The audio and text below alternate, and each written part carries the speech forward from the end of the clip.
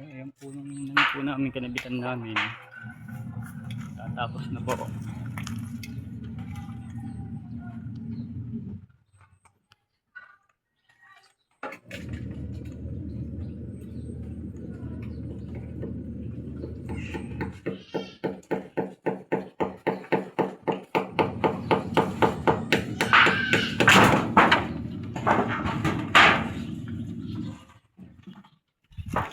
Sabihin mo pagkabababa ka na.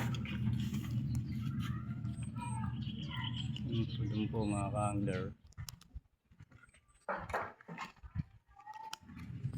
Patuloy lang ang pagbablog.